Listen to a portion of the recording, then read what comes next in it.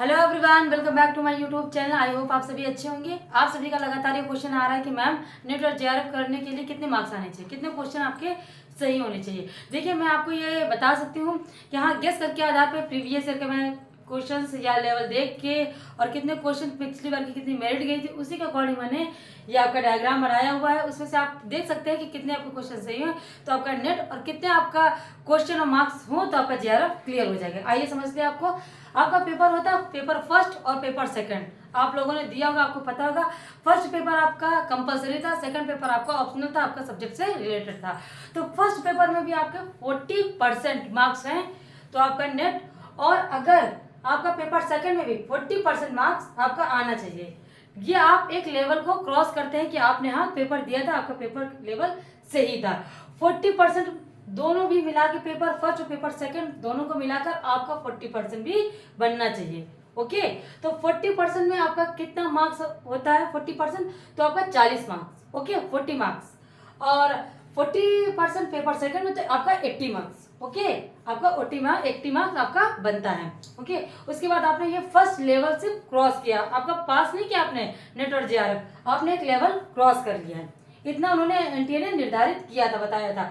तो आपने देखा होगा कि पेपर आता है, लोग कितना क्लियर करते हैं, लेकिन सिर्फ नेट 6% ही लोग क्लियर करते हैं, और जेआरएफ जो जिसको टॉप लेवल के स्टूडेंट होते हैं, टॉप लेवल का जिनका रिजल्ट आता है वो 2% रहता है रिजल्ट, उसमें जेआरएफ क्लियर करते हैं। ओके, तो आपका देख ले, उसके बाद लेवल आपने क्रॉस किया, उसके बाद आपकी बनती है मेरिट।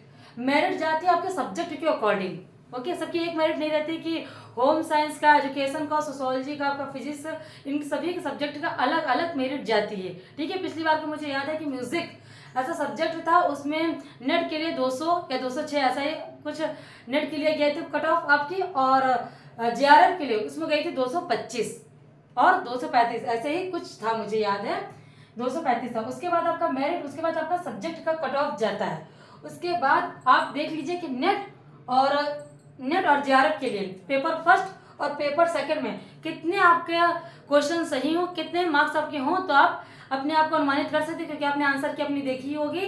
उसके अकॉर्डिंग आप अपने को बता सकते हैं कि नेट और जेआरएफ आप क्लियर हैं। ओके, तो फर्स्ट पेपर है आपका, उसमें अगर आपने 25 क्वेश्चंस आपके सही हैं तो आप नेट के लिए क्वालिफाई या एलिजिबल होंगे। ओके, और जेआरएफ के लिए फर्स्ट पेपर में वही आपका 35, 40 और 40 अब अगर आपके क्वेश्चन सही हैं तो हम निश्चिंत होकर बैठ जाइए, आपका जेआरएफ क्लियर हो जाएगा।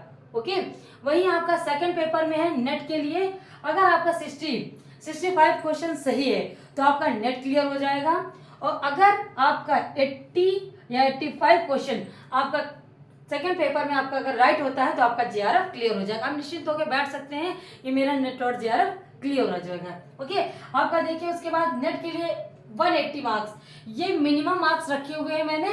180 मार्क्स आपका नेट क्वालिफाई करने के लिए, और 210 या 200 से ऊपर ही जाता है जेआरएफ का। सब्जेक्ट वाइज मैंने आपको बता दिया कि सब्जेक्ट वाइज अपने अपने अलग अलग कट ऑफ जाती है, तो 210 के ऊपर अगर आपका मार्क्स बन रहा है टोटलिंग तो आपका जेआरएफ क्लियर हो सकता है। आप हाँ, कॉन्फिडेंस आपके अंदर लेवल बढ़ जाएगा। अगर आपने इतना देखा होगा चार्ट, तो जिसका जिसका क्वेश्चन है आप मुझे कमेंट करके बता सकते हैं कि नेट और जेआरएफ के लिए आपको कितना मार्क्स आया है। अगर आपको ये जानकारी अच्छी लगी हो तो प्लीज चैनल को सब्सक्राइब कर लाइक का बटन जरूर दबाएं। Okay, thank you for watching.